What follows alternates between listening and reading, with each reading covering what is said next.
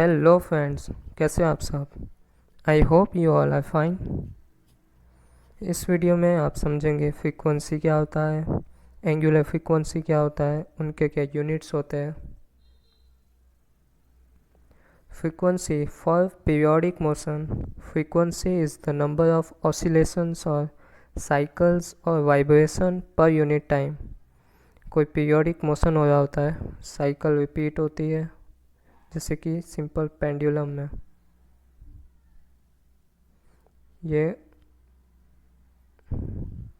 Pendulum पहले इधर गया, फिर ये लौट के वापस सेंटर पॉइंट पे आया, फिर ये लेफ़्ट साइड गया, फिर ये लौट के वापस आ गया। तो ये एक साइकिल हुई और ये साइकिल्स रिपीट होती रहती है। अब कितनी साइकिल्स हुई है एक स्पेसिफिक टाइम में, उसको हम कहेंगे फ्रीक्वेंसी।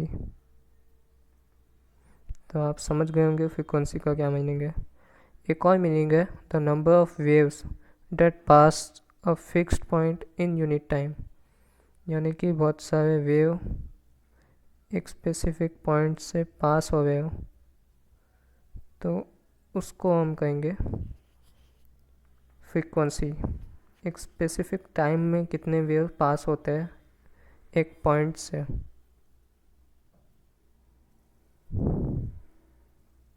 फ्रीक्वेंसी को हम न्यू से डिनोट करते हैं, एन यू, न्यू, जिससे वी जैसा साइन दिख रहा है आपको, ये न्यू है। और फ्रीक्वेंसी का फॉर्मूला है 1/t, 1/टाइम interval. Nu is used more often when specifying electromagnetic waves such as X-rays, gamma rays, etc.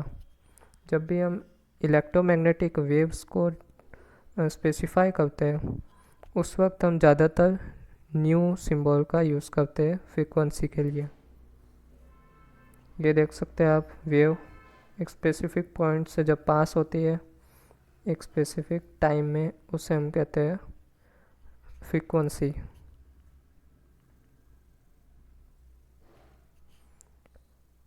Angular frequency is how much an object rotates or revolves in radians per unit time, that is denoted by omega. यानी कि कोई object एक specific time में कितना मतलब rotate होता है, उससे हम कहते हैं, या रिवॉल्व होता है, रेडियंस पर यूनिट टाइम उसका यूनिट भी है, तो उसे हम कहते हैं एंगुलर फ्रीक्वेंसी, जिसे हम ओमेगा से डिनोट करते हैं। ओमेगा, ये डब्लू जैसा लगता है, ओमेगा है।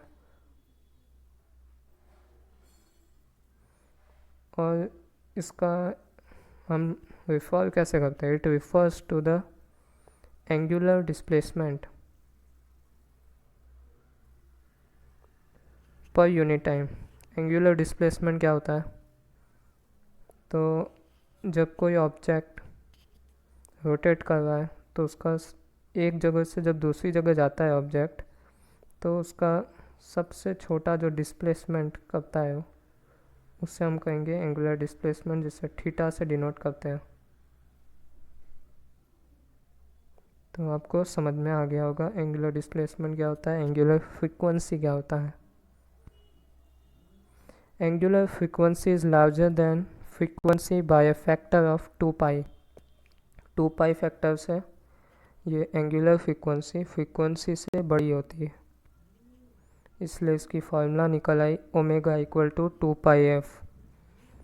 2π मल्टीप्लाई बाय फ्रीक्वेंसी।